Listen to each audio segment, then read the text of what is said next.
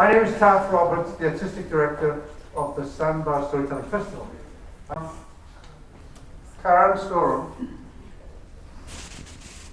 was born in Winona, 4 blocks away from Bloedow. She went to school and she could smell Bloedow's wafting outside the door. And she's been working at Bloedow's for the past 16 years. And now she's the manager of Bloedow's. I mean, that's enough of a hand. Can I have a handshake?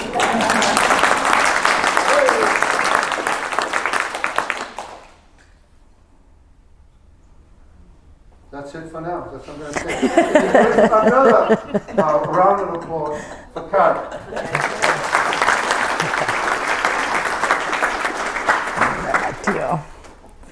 Thank you. As Taff said, I'm Karen Sorum. I used to be a Watkowski in town, Winona name. Been working at Bloedow's for 16 years. I'm the office manager, so I don't actually manage the bakery like the guys in the back, the guys that do all the heavy lifting per se, but I am the office manager, been there for 16 years. I did start out working on the bench at Bloedow's, and it's been interesting. Did not know that it took quite that long to make a donut, a bun, a loaf of bread. So it was very interesting to me. I learned a lot and I love it. So we'll start you off with a little video here, thanks to Mary Farrell, that she did for us.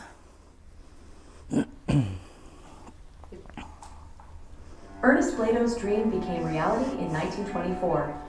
Together with his wife Mary, their bakery became a family business in Winona, where it was known as Bloedow's Little Bake Shop on Broadway. Business flourished and was passed down from one generation to the next. In 1941, Ernest and Mary's daughter Mildred and her husband purchased Bloedow Bakery. Their son Ernest and his wife purchased the bakery in 1984. Finally, in 2004, the bakery was sold to Hugh and Mary Polis, the first owners from outside the Bloedow family. I started out as an individual donut froster, then I was a donut fryer.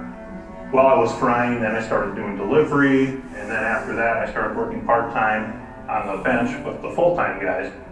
After about 10 years of working here full-time, Ernie approached me and said, hey, would you be interested in buying this someday? Bloedow's has been a success for so long because nothing has ever changed.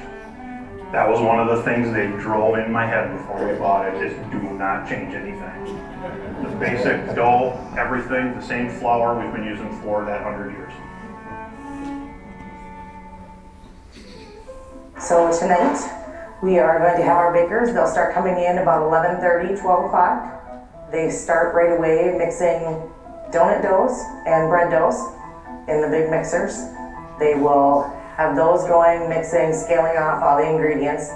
One person is going to keep rolling the donuts out for about 3 hours or so. They're going to scale off bread. They're going to mold that into loaves. Bun dough is next, and then they will scale off those. Those will go in the proof box for 45 minutes to an hour. Then after that, then they'll all get baked in the oven. I do believe this oven is the centerpiece of our business. It's the oldest piece of equipment we have. It was purchased in 1937 out of Chicago.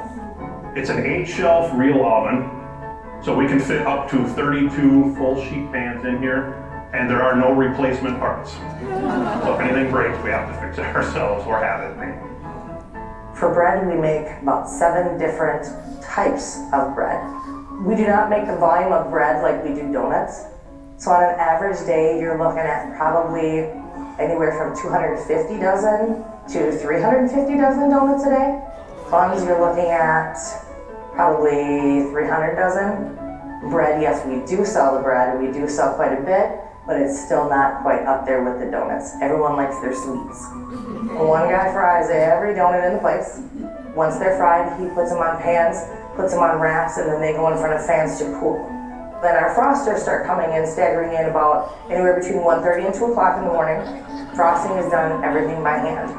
So they'll have chocolate frosting, white frosting, whatever we're making for the day. We do have orders every day that we deliver to certain like gas stations in town, several restaurants in town. So we'll get those orders ready for deliveries. do those orders first, and then the rest will be for the customer pre-orders and then to go sell in the store. And we start our day. Everything needs to be out by 6 a.m. The Winona community is awesome. They're our main supporters. We get a lot of tourists, but come winter when nobody's really around. We have regular customers. We have customers who come here every day. Best customers in the world, I think, the Winona community. Bloedow's has been around for 100 years. The only donut shop that I'm aware of that's been around this long. Our customers are so faithful. Sometimes I think they like waiting in line, like on a Saturday. It's down the block, sometimes around the block. But if you kind of go out there and just kind of see what they're all doing, they're all laughing, they're talking. That's really why we are still around today. We can't say enough about our customers that they just love us.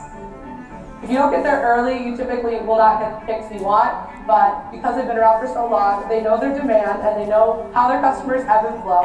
So coming in at 9 o'clock on a Saturday, you gotta get one of those donuts. I'm actually going to visit my aunt who lives in Holman, and whenever I'm in the area, I have to stop and get Bloedow's. We've got Maple Long Johnson here, which is everybody's favorite. I've lived on all the coasts, and these are still the best yeasted donuts that I've ever had.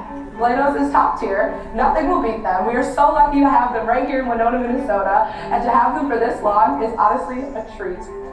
So for the 100th anniversary, we don't want to just take 1 month and celebrate it, so we're going to celebrate it through the whole 12 months. We're just going to keep everybody guessing. Hopefully everybody follows us on Facebook and they'll be able to see what we're going to have next.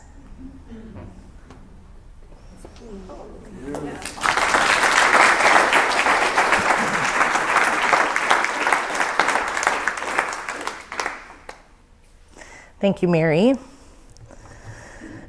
So that was a cute little video. She did a great job. She spent an evening, an entire overnight, following the guys around, watching the doughs, waiting for it to rise, just kind of, I'm sure it was not all boring for her, but there are some downtimes. So yeah, there's a lot going on in the middle of the night. While everyone sleeps, it's time to make the donuts. So, as it said, Ernest Bloedow, he is the founder of Bloedow's. He had a family tradition of baking. Ernest was taught the bakery trade by his brother Hubert. In 1924, he opened Bloedow Bakery. The original location was actually, I believe, okay, I'm having technical difficulties myself. There it goes. Where the high-low is, on the corner of 7th and Hamilton. And then it did later move to its current location on Broadway, known Bloedow's Little Bake Shop on Broadway. That mural is still on the side, obviously, been there for forever. Ernest and Mary's daughter, Mildred, helped carry on the family tradition. She married Julius Gurness of Winona, and he was employed as the bakery manager of Bloedow's in 1941. They later bought the business from their father-in-law. Julius and Mildred operated the business till around 1984 when they sold it to their son, Ernest Gurness, and his wife, Darlene. They operated the bakery till they sold to Hugh and Mary in January of 2005. Okay. Where'd she go? There we go. It's coming back on.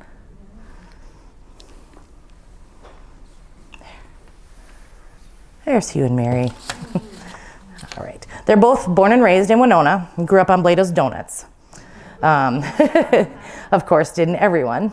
Hugh started working at the bakery in 1986 at the age of 15. He started out on Saturdays as a cake donut froster and learned and worked every job at the bakery since then. When Ernie and Darlene were thinking about retiring, they approached Hugh about taking over. This was about in the mid-90s, and Ernie groomed Hugh over the next 10 years. A few months prior to the purchase, Darlene taught Mary the bookkeeping side of the business. Mary was ready to make changes, update the store, cosmetics, marketing, all that kind of thing. However, after spending all that time with Darlene, it really showed Mary and proved to her that the best thing was to leave things as they were, including the wallpaper in the store. So when Hugh and Mary took over the bakery, The health inspectors had them update quite a few things, replace fixtures, update wiring, a new hood and vent. What do I keep doing here? I apologize. There's a side-by-side you saw in the video there. It was the old Bloedow delivery truck. This is our current delivery truck here. Now it's going. All right. The mixer. So as I said, a few changes they had to do about fixtures, wiring, and that kind of thing. The mixer is one of the things that they did have to buy. The majority of the equipment was from the 1940s and 50s. And in 2010, the old mixer just had enough. It decided it was done. And there was no more fixing from that old. It was huge. It took up an entire wall. And so, of course, that had to happen the night before Thanksgiving. So the biggest bun holiday that there is. So it forced the bakers to make do with all the smaller mixers. So that started the process of replacing mixers, the bread slicer, the bread molder, that kind of thing. The old mixer was purchased in 1945. It had a 400-pound capacity for dough, and it cost about $2,210. So in 2010, they purchased a new mixture, and it was used, and that has a 441-pound capacity, and that cost $13,000. So a little bit of change from 1945 to 2010. So we're still operating with the same oven, so I will get to pictures of that. I just kind of want to give you an idea of what exactly is done, how long it takes to do things. Everyone always asks when they come in, you know, well, how come you're out of donuts? How come you're out of Long Johns? How come you didn't make enough of these? Well, it is our best guess at any time because we don't know what anyone is hungry for. We know what our top sellers are, the maple Long John, the chocolate cake donuts. We try to make enough of those, but you know, sometimes today you might not be hungry for a maple Long John. You want a strawberry Bismarck or a raspberry Bismarck or something else. We try to look at the conditions, the weather, what time of year it is, what else is going on in the city, what we did the same day last week, and what we did the same day last year. And we're never gonna get it right, ever. We will never, ever be able to predict that. So here, starting with the mixers, on the left is what it is empty. And the guys kind of joke around that if we ever have severe weather, they'll just crawl in the mixer and that'll be the safe place to be. Some of us can't fit in the mixer, but most people can. It stands, oh my goodness. The top of it is taller than this.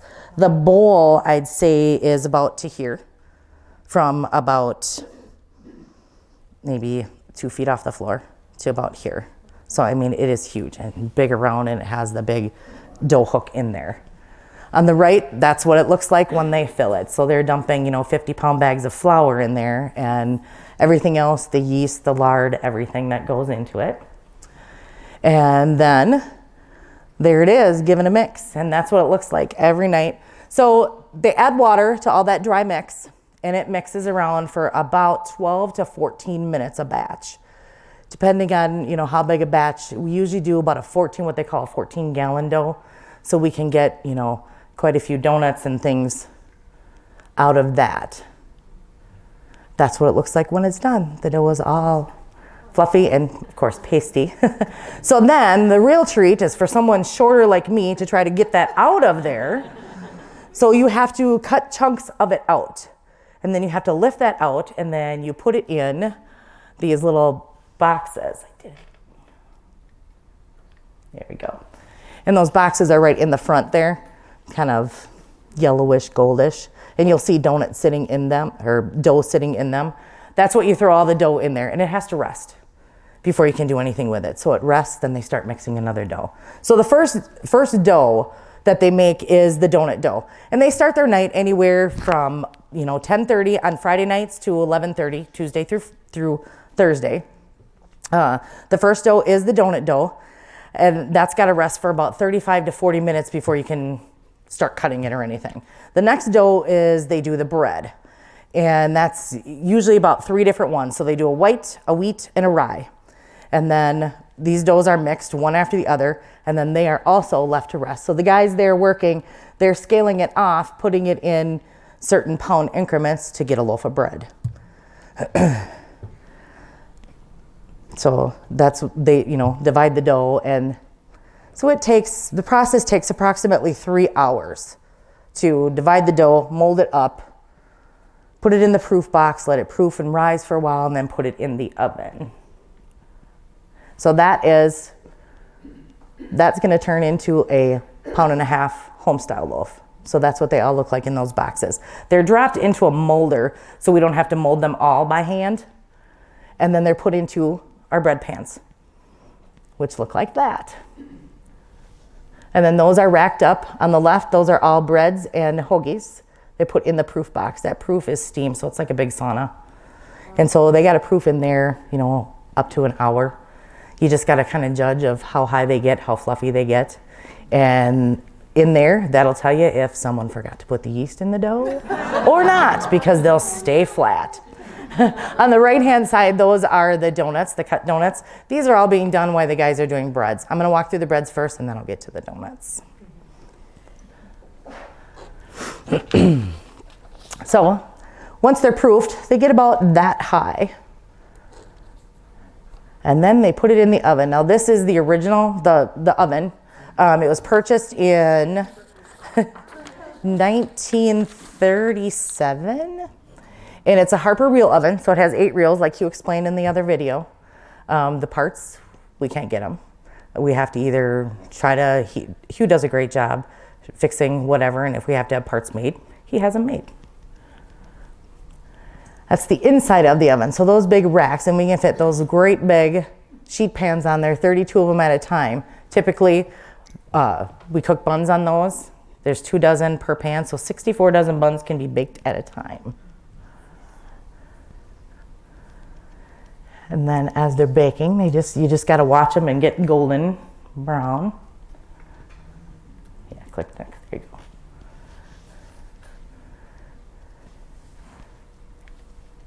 Trying to get it to go. Can you just click it for me? There we go. And that's what it does. It just spins around. And so you have to watch it. And they have because I always wondered how they know, well, where did you start? Because when you load it, you got to stop it and reload and stop. So they do have those shelves numbered so that they know what number they started at. So that way it goes so many rotations around, so much time, 8 minutes, 10 minutes. They set a timer. They look at it, make sure that they're done, and then they start taking out, but they always start with the one that they put in first so that we try not to burn anything. You just might as well click it for me. Okay. So then after that, they're put on racks to cool, and then later those will be sliced and bagged up.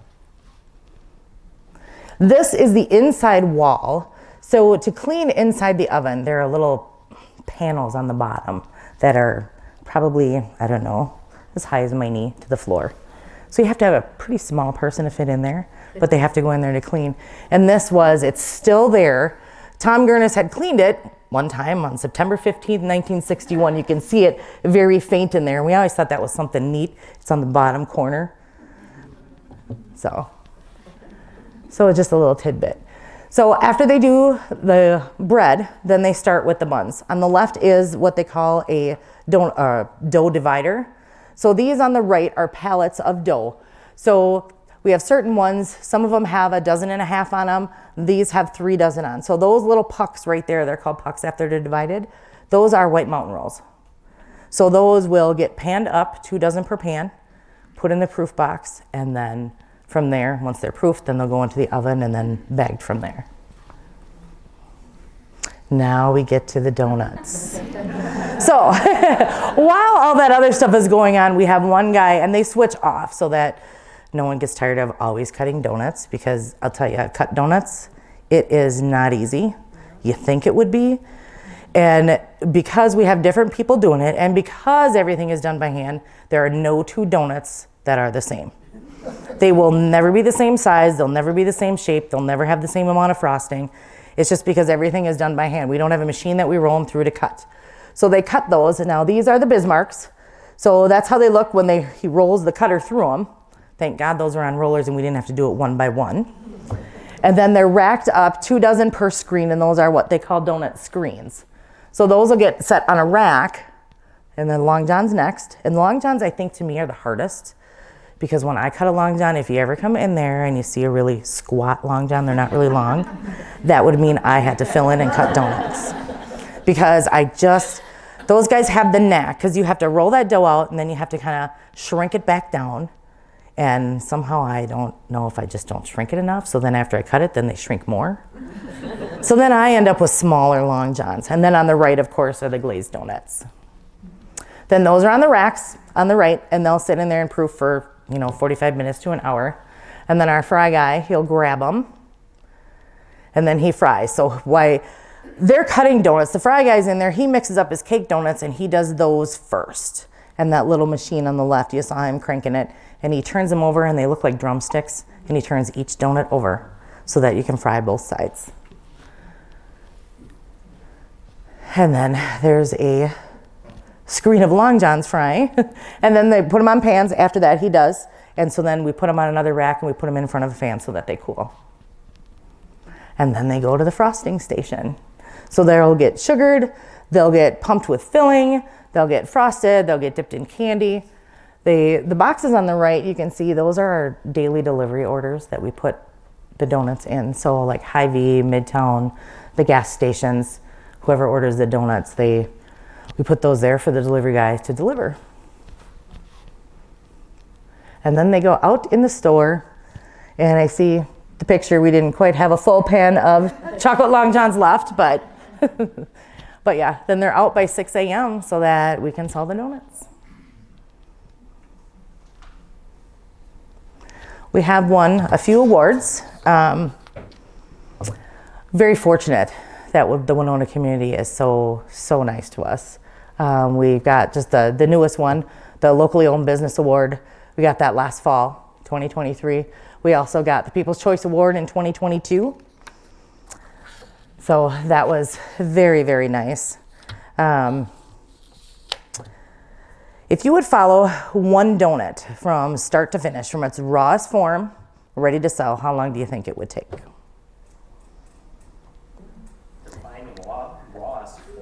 Rawest form, starting to mix. So when you throw everything in the mixer, from that time on, to follow one donut, it would take, it takes about 3.5 hours until it's cooked and ready to be frosted. So it's, that mixing, and mixing only takes about 13-14 minutes, but by all the resting time, all the proofing time, that kind of thing, it's just amazing. So when you come in and you see that we are out of something, no, there isn't a little elf, a Keebler elf in the back, still making donuts. This is why we have to do it overnight to get them all out, because if we would start another batch at 7, they wouldn't be done until after the store would close. It is just, like I said, it is very, very hard to guess what to make for a day. I think they do a very good job. I would not want that job to try to figure out. It's fine when we have pre-orders and we know what they're ordering, but otherwise, no, it's just not, On a normal day, we do about 250 dozen to 300 dozen. So that's 3,960 donuts that are touched by hands all the time. On the weekends, it's usually more like 300 to 450 dozen. Yes? When you roll out the donuts, what happens with the dough that isn't the donut? So just like you were rolling out cookies at home, you cut so many and then you kind of roll that back up and you roll it back in. So that's what we do. But what we do, instead of like for cookies, you do that right away. The dough from the donuts we put that back and we put it in that box. Because then with the heat of the day or the evening there, and we cover it with a plastic cloth on top, and it rises more, so it's just like getting fresh dough again. So we do not, we try to get as much out of it as we can. Yeah. Yeah. So on the weekends, I said we usually make about 300 to 450 dozen donuts plus another 100 dozen cake donuts. So that is just a ton. And then holidays, of course, is more. Holiday time for buns. Our biggest holiday for buns is Thanksgiving and Easter. Everybody wants their buns. They want their hot cross buns. They want their white mountain rolls. And we, hot dog buns, hamburger buns, silver dollar buns. We make so many different kinds. The restaurants in town, they order several different kinds. Even over at Trempealeau Hotel, we have so many of them that they do carry our buns. Holiday time, we make about 700 to 1,000 dozen buns. So that's pretty much at capacity there. So we're mixing 3 and 4 3 and 4 bun doughs that we do at a time, and it just keeps going. So the bakers will start at 10:30, 11 o'clock. Sometimes they're not out of there done baking until noon. Yeah. So once all these doughs are done and taken care of, then it's the final phase of the day. So that means they need to make the frosting, they need to make cookies, and all those they run and roll out by hand. And then of course the dreaded cleanup. There's a lot of dishes to do. You have to sweep, you have to scrape the floor because there's dough everywhere, there's flour everywhere. So it's just, that's kind of not the favorite part of the day. But in between all these, like when the donuts are in the proof box, or there's little recesses, time, depending on how much product they have to be made. Then they try to squeeze in making brownies and making the scones, rolling out coffee cakes, rolling out the cinnamon rolls, making the Danish, because that's another dough, turnovers, muffins, that kind of thing. So there isn't a moment that's really wasted. So you're not really standing. There's always something else to continuously keep doing. And then for the bakers, once all those are done, the bakery's cleaned up, they're done for their day, which is somewhere between 6 and 8 in the morning. Then after that, the second shift comes in, and those are our bun ladies. So they have to come, once all the buns are cooled, they have to come and they have to slice, and they have to bag them up, they have to label them, and then they have to fill the orders that we're gonna deliver for that day, and then the rest can come to the store. And sometimes, depending on how many there are, they could be there anywhere from 2.5 hours to 5 or 6 hours, especially on the holidays. So it just depends on what we have for that day. And holidays, it's usually a 6-hour process. So, and sometimes we'll have 3 to 5 bun wrappers come in, and it's a lot of buns. Bloedow's continues to be a successful Winona business. For 100 years, it's just unbelievable. But we attribute that really to, it was drilled into Hugh's head, do not change nothing, don't change the recipes. There have been a few times where, especially like after COVID, we had trouble getting certain ingredients. But what they do is they shop around, they find what is most comparable, so that it does not change the flavor of the donut, the texture of the donut, that kind of thing. So there have been a few small changes that way, just because you can't get what we used to get, 25 years ago. They changed it somehow. Sometimes we notice that if they change an ingredient in something, like in a base or something that we would use, then they have to start looking for another thing because it just doesn't look right, doesn't taste right. But they do a really good job at that. But our customers, we cannot say enough about our customers. They are just the best. Everyone talks about us through town, out of town. People come from the cities, from Iowa, from Kentucky, from Tennessee. I was out on vacation one time in Las Vegas. I happened to have a Bloedow shirt on. Oh my God, Bloedow's, you're from Winona. Yes, I am. Oh, we love your donuts. Why don't you ship? Everyone is begging us to please ship our donuts. However, to try to ship a donut, I don't know if anyone ever has tried. Okay. They don't look the best by the time your person gets them. You can wrap them as tight. They're going to be a little squished. The frosting is not going to look the best. And it's pretty expensive because you don't want it just to go regular snail mail. So you want to overnight them or 2-day them or something. It's very expensive to do that. We would also have to get a special license to go and ship. And then that would change a whole bunch of things for the business as far as tax-wise and different things like that, and just getting that license to do so. That's why we just stay in Minnesota, just stay local. And they've been approached before about opening a satellite somewhere else, and they don't want to jinx it. So they would like to be around for another 100 years. That's for sure.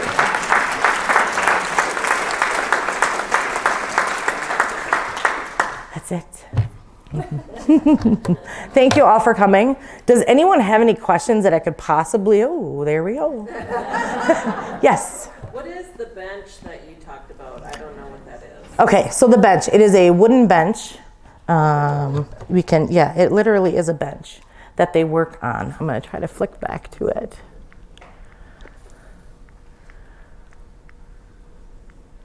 And what it is, it's for doing breads and doughs and, you know, that kind of thing. So nothing sticks to it. You don't have to, because you ever try to wash a counter that has dough on it?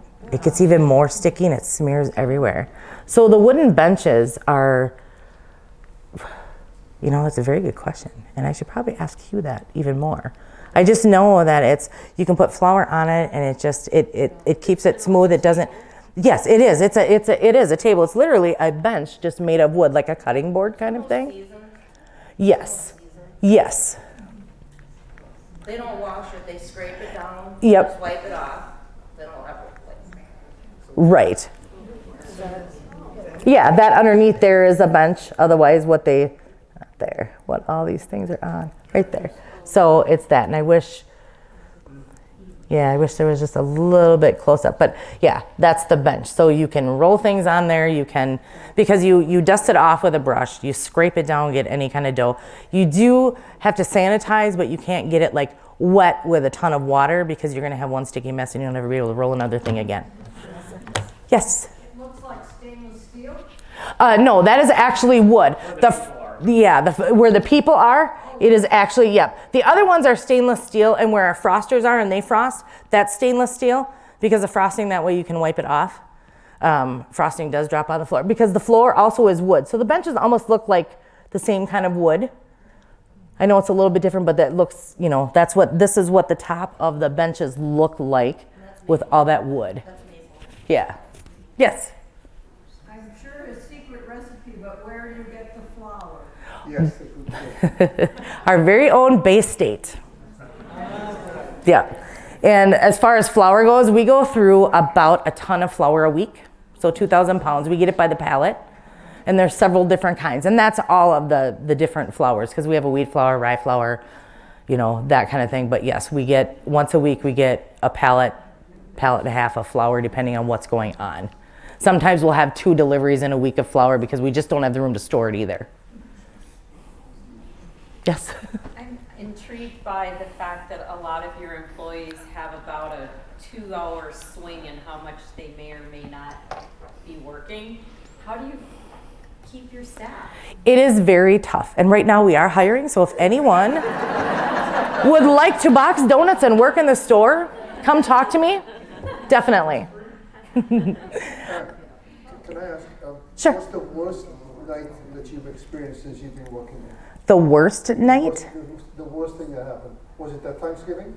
That Thanksgiving was pretty bad. How did you get around it?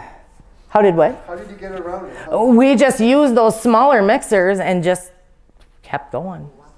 Just kept going. And someone was just devoted to just that and keep throwing it in the boxes. And then the other 3, you know, we have extra help come on, you know, during that time. But then you just keep powering through. And you just keep mixing and mixing. Yeah, that mixer bowl is on there. So here's one. Here's one. This also, people can definitely fit in this one. I mean, it is, yeah, because that one is like up to here.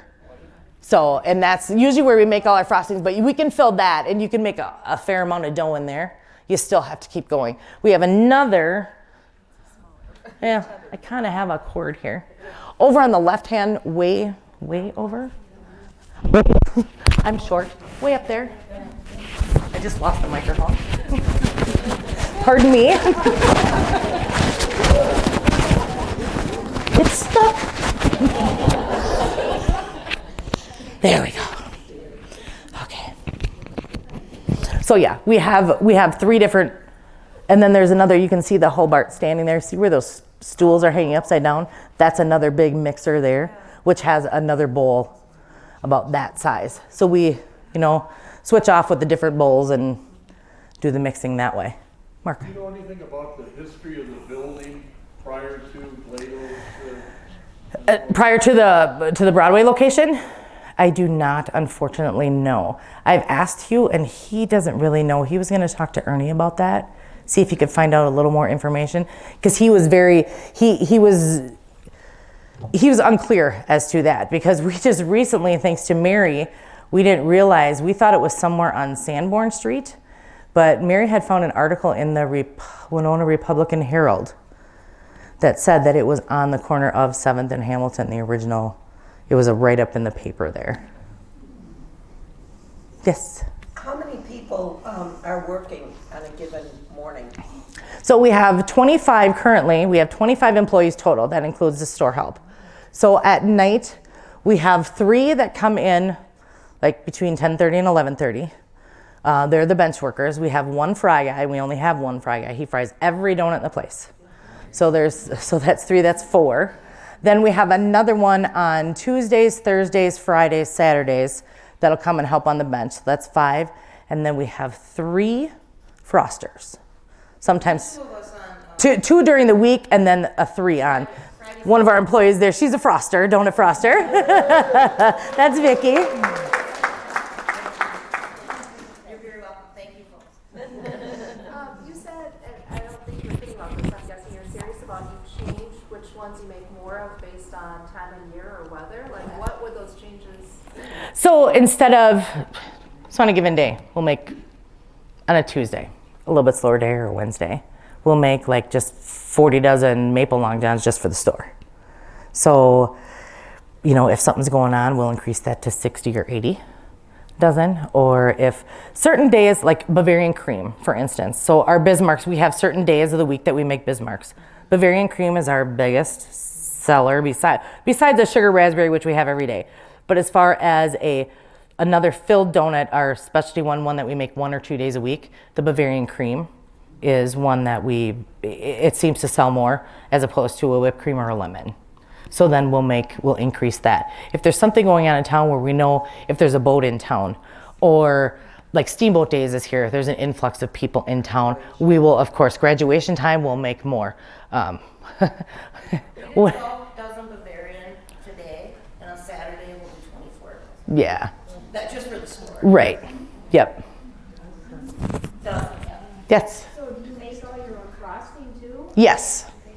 Yes. So all the frosting is mixed in this bowl, because when we mix a batch of frosting, it'll give us 5 5-gallon buckets full. So that'll last us a day, day and a half.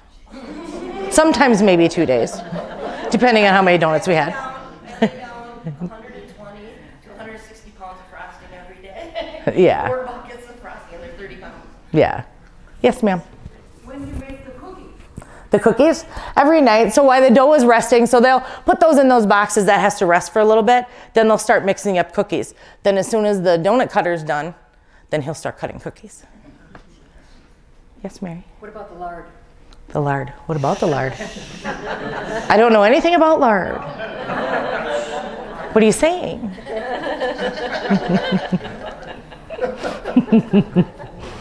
That's why I think he's Yeah. Yes. What do you do with unsold product, or do you just stay open until it's all sold? No, we don't stay open. Any leftover bread or buns or that kind of thing, we donate to the food shelf. Donuts, we do give to a couple different churches at the end of the day if we have something left, or we used to give to Grace Place. I don't think they're around. They're not here anymore. Volunteer services, we used to donate there. Some of our leftovers for the day, we'll call them at the end of the day and say, hey, we have this leftover. Do you want a couple dozen donuts? And yes, so they'll take them. The rest, unfortunately, we have a dumpster. But it doesn't always fill up, so. Because a lot of days we're only throwing maybe 6 donuts out, you know. Yes? Yes, to address that question. When I was a child, 1950s, early 60s, my father would get bags of your day-old donuts. Mm-hmm. And to feed the horses, we used to give them, feed the horses a treat. Mm-hmm. That was a donut or the dogs. And we could get a bag, like a bag a week. Mm-hmm. Of course, once in a while, as kids, we grab some treats. Yes, and we did used to do that. We used to throw them in bags, and we used to sell what we called the animal bags. A lot of guys would use them for bear bait, that kind of thing. So we would, for the next day. However, it got to be 3 times and you're out. We had too many arguments of guys coming in the store. And yes, they were guys. Actually, one time it was a woman too. But they would get into a screaming match, and really it was bad. Where to the point where we had to have Hugh come out and say, enough is enough. You were like fighting over the... They were fighting over who was going to get that bag because they were standing in line first. So it got to be too much of a hassle. Hugh finally said 3 times, he said, we're done. We're not doing this anymore. He says, I'm sorry, but no. And now we wouldn't fill up that many bags anymore now. They've gotten a little better at guessing. Forecasting, there you go, forecasting. Right. So they forecast that. And we would rather, their goal is basically to try to, they don't mind if we sell out, like we close at 3. We're open 6 a.m. until 3, Tuesday through Friday. So if we're selling out by 2 o'clock, that isn't so bad. We only have an hour left to go. It's the days like last Friday when we were sold out by 10 a.m. And then, so people would come in, no Long Johns. And they'd hang their head. The kids would cry. They wanted one with sprinkles. We feel bad, so we try to give them a consolation cookie. But we're not out of everything, but the main hitters, the Long Johns, everyone comes in for that. So then they have to pick something else. Oh, I guess I'll pick something else. So they do. So, there are days when we don't. So their goal is really to try to, aim for that 2 o'clock sellout time so that normally we still have stuff left at 3 or very little. Yes, sir. So how many customers in a day on there? We're averaging anywhere from, I'd say, 350 to about 500. Last Friday, our customer count, I'll share this with you, was 540. There was a lot of people through that door. Yes. Well, no, last weekend wasn't graduation. It was, it was the weekend before, and wow. And we thought we were prepared for Winona State graduation that day, and we so obviously were not. Yeah. Yes. Could you talk a little bit about the process of filling the donuts? Filling the donuts. So we have pumpers. They stand about this high. Okay. So it's a, it has a keg on top, and it has 2 little pegs that come out. So you fill that little hopper, and you take the 2 donuts, and you stick them on those pegs. But you got to make sure that you stick them on there pretty even, because if you have one poking out the side, all your filling's going on the floor. So you just do that, and you hit the button, and it will dial the stuff inside. We used to have, before that, those were purchased probably 6 years ago. We used to do it by hand, so it was it looked like a cover to a 5-gallon bucket. So you put that on the bucket of filling, and it had the rod that came up with the 2 pokies on the end, and you'd have to stick it this way, and then you have to go like this and pump. Mary, one of the pumpers broke down 2 Saturdays ago on that busy day. The pumper broke down, and he had to pull out the bucket. Yeah. So we have those as a backup just in case. But yeah, it works up your arm muscles though if you're pumping, 30 dozen filled donuts. Yeah. Yes. So for the last 100 years, if you added up, how big a pile of flour would it be, and how Wow, I would not even have a guess. That would be something. We'd have to really go back and look at the records of what, they were. Darlene and Ernie were really great at keeping track of how much they made every single day. They wrote it down. They wrote down what the weather was like. They were great. All that stuff. So then Hugh was trying to do that as well, to try to forecast, not guess, forecast. Wouldn't that be great bragging rights on, say, we had a trainload of flour? It would be. It really would be. That would be something. Yes? How old is the wallpaper on them? I think, Jean, do you know? Is it still I think it's still the original wallpaper. How does it still stick? Don't know, it doesn't matter. You don't question it. You don't question it. You wipe it, you wash it, and it still stays. So you just kind of. Yeah, it's the lard. No. What lard? Yes. The display cases are. We've had to replace a little bit of a couple pieces of glass a couple times, but we're really careful. And actually, we haven't had that many break or chip or anything like that. So when we just try to keep it clean and wipe it down every single day, sometimes twice a day, just to keep it looking like it is. I mean, you can definitely tell it's been there for a while, but it's kind of part of the whole nostalgia of the place and the whole, yeah. Mary? Who was the most famous person that ever had one of your donuts, do you know? I'm not sure. I do know that about 4 times a year they do, and I don't know how they look when they get there, but the senator's office up in the cities ships them to Washington for when they have their Senate meetings and that kind of thing. So about 4 times a year they take them there. So, and for our 100th anniversary, they just dropped off a certificate from the office up there, which is really cool. Gave us a flag, a certificate for supplying donuts for the state Senate and out in Washington too. So that would be, I'm not sure who else would be the most famous person that had our donuts. I don't know. I've only been there 16 years, so I don't know. Yes? What is your least popular product? Well, actually, I don't know, because it's going to depend on the day, but if I would have to pick a least popular, one that we sell out of last, would be our Danish. Because not everybody likes Danish. Some people have egg allergies and that kind of thing. So I would say it would be the Danish, and then maybe a plain cake donut. But then again, you have the people that really like their coffee and love to dunk their donuts. And that's what they like, is that plain cake donut. And do you do any gluten-free kind of stuff? We do not. We have that question all the time. And as of right now, he doesn't have any plans to do that. Gluten-free. Gluten-free. Asked if we were going to do any gluten-free. And at this time, no. He doesn't have any plans to do that right now. Again, that would be changing things. So he does. And how good would a donut taste being gluten-free? I don't know. I mean, there's so much flour that is used and everything that I don't know how you would do it. Yeah. Who were your competitors in the past? I mean, do you know, were there other bakeries in Winona? Or was Bloedow's the only show in town? I don't know.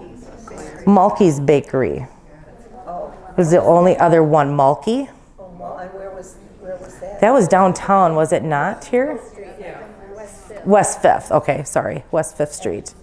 When did that? I'm not sure when that closed. Anybody know when that closed? Krispy Kreme. It's been a while.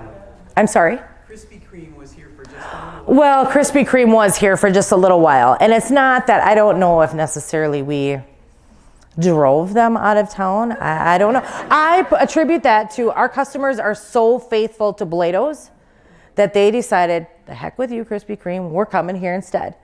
And I think for the first couple weeks, Bloedow's was a little bit busier while they were there because everyone wanted to show, hey, Bloedow's is our bakery. This is our home. So why really that they moved out, I just don't think the city was big enough. So, yes? Is there an apartment on the second floor of the building? There used to be. There used to be, and I believe It smells of bakery all the time. Yeah, oh, it does. It does. It does. And right now, that's where the office is. We store extra boxes up there, our apparel. That's where I have my computer. I do the bookkeeping up there, that kind of thing. I do believe Darlene and Ernie lived up there for many, many years. I'm not sure how long. I'm not sure when they moved and bought a different house. But yes, it was an apartment. And I know actually my aunt and uncle back in the day when they first got married, they lived up there for a while. So that was kind of interesting. Yes? My advice is to never trash any of your bakery goods. Give it to your employees to take home. And they do. Well, yes. And they do. And of course, why we work there, a perk of working at Bloedow's, is you can eat anything you want. And that, it's really funny because you'll get people, some of the younger people that start out and they're eating 5 and 6 donuts, and you're thinking, you're gonna get sick of those. It lasts about 2 weeks, and then they're like, oh. So then they'll just have a donut once in a while or every other day or something like that. We still have a couple of people that still eat a donut every single day, but I personally don't, even though, yes, I look like this. You'd think that I did, but no, I don't anymore. Yes. I heard that in addition to base cake supplying the flour, they actually made the original recipes that you guys have used? You know what? And that I can't say for sure. Yes, I can look at the recipes, but I don't know where they came from other than I know that they came from Ernie and Darlene, the previous owners. Where that came from there, I don't know. Maybe that's part of a secret. I don't know. I think it was part of like a Daily News article or something. And that could be. Yes, ma'am. How much sugar do you go through? Oh, jeepers. Probably, we get delivered probably 20, all the different sugars, 35, about 40, 50-pound bags of sugar a week. Elaborate on the different kinds. Okay, so we have a regular granulated sugar, which we use for sugar-raised donuts. We have a donut sugar, which is used for the cake donuts. We have powdered sugar, which is used in our frostings and powdered sugar donuts. Then there's one more. Brown sugar. Well, yes, brown sugar. But there's another one, a confectioner's sugar as well. Powdered sugar? Powdered sugar, yep. On the sugar donuts, we mix 2 kinds of sugar. Yes, yeah. 2 kinds of sugar in the donuts? In the bowl to put on the outside. One sticks a little bit better, and one's granular, so it has a better look. Yeah. It's a good thing she's here. So I just make a comment. So when I was there and talked with Hugh, he talked about that's the only job he ever had, was Bloedow's, the current owner. Yep. And Will, who's the head baker there on the left, he's been working there since he's 17. And he is now 30? He's 36. Actually, he just turned 37 yesterday. Yes. It is my nephew, so that's how I know that. So, yeah. So he's actually the bakery manager back there. You know, he was the owner, but he's the manager in the back there of the bake things. So shall we have one or 2 more questions? Sure, yes. I used to have a half-ton Chevy pickup and it automatically just pulled over every time I went down. Isn't that amazing? We don't like to say anything, but we have this magnet outside on the front of the building that just kind of steers cars in there. Exactly. Well, that's why sometimes we still have one gal that asked, do you want us to tape your box? Because we do have an ungodly strong tape. So when they do, then people can't dig into it as easy while they're driving. So you might want to think about that. Yeah. I would like to say a big thank you to Bloedow's for years ago for making the birthday cakes also. Oh, yes. Something that was just as wonderful as the presents that you got. Yeah, yes, thank you. Well, thank you so much, Karen. Thank you. It was fun. Thank you.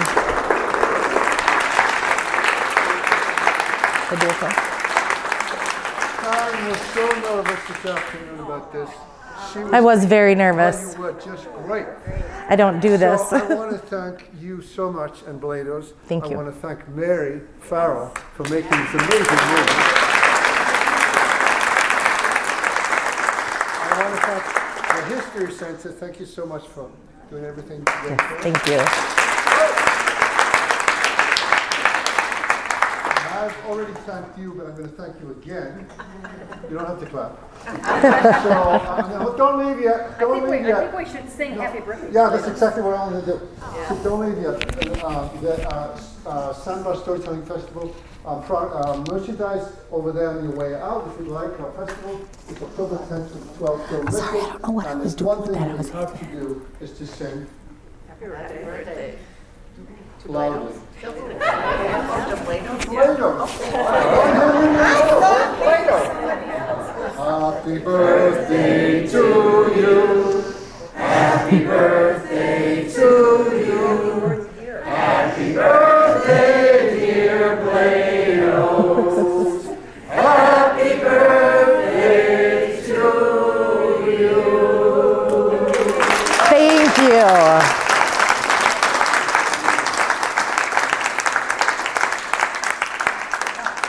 Thank you very much, all of you, for coming tonight. Thank you.